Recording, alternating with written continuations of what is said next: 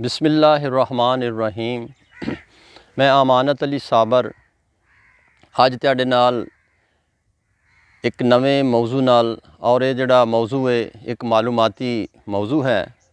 इहदे विच असीं अपने चैनल दे उत्ते तुहानूं ज़राअत दे मुतल्लक कुछ मालूमात दिया करांगे जिहड़ियां तुहाडे फ़ायदेमंद होणगियां और असीं भी उन्हां तों फ़ायदा उठावांगे।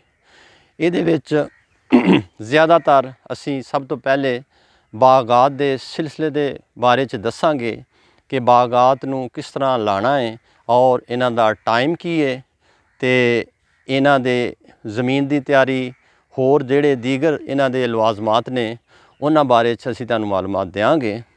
तो लिहाजा असीं अज एक तारफी वीडियो बना रहे हैं ताकि साडे नाज़रीन नूं साडे चैनल के बारे च भी ये पता चल जाए कि आइंदा तुहानूं ये मालूमाती वीडियो इनफॉर्मेशन वालियां मिलदियां रहणगियां।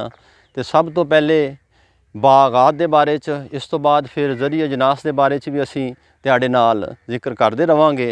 लिहाजा हुण असीं सब तो पहले इस मौजू दे विचों बागात यानी कि लेमन गार्डन, चाइना दा निंबू, ये बारे उत्ते गलबात करांगे। ये गलबात करांगे कि आम जिमीदार साडे किसान भाई जिन्हां वास्ते ये चैनल बनाया गया है वो किस तरीके नाल ये चाइना दा निंबू ला के ते अपनी आमदनी नूं वधा सकदे ने। खास करके इस वीडियो दा मकसद ये वे कि जिहड़े छोटे काश्तकार ने, मसलन जिन्हां दे कोल 1 एकड़ या 2 एकड़ या 2-4 एकड़ रकबा है, वो बेचारे सारा साल सब्जियां या दीगर फसलां लाउंदे रहिंदे ने, लेकिन आखिर ते उन्हां दा रिजल्ट नैगेटिव हुंदा है, कोई खास इन्ना फायदा नहीं हुंदा। इहदे विच असीं तुहानूं सारियां गल्लां बातां ये दस्सांगे कि चाइना दा निंबू ला के असीं आम रवायती फसलां नालों ज़्यादा यानी कि मुनाफा किस तरह कमा सकने हैं, किस तरह असीं ज़्यादा तो ज़्यादा फ़ायदा उठा सकने हैं।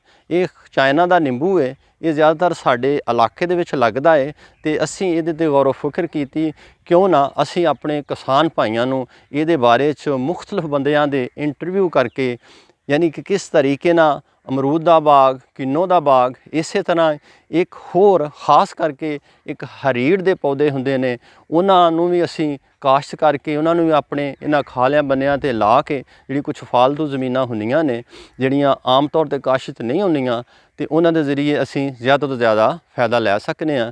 ये मेरे दोस्तों, मेरे किसान भाइयों, अगर तुहानूं ये मालूमातू जिहड़ियां मैं तुहानूं नाल शेयर गल्लां बातां करांगा ये चंगियां लगणगियां तो मेहरबानी करके इनू शेयर करना ते सबसक्राइब करना ते लाइक करना। शुक्रिया।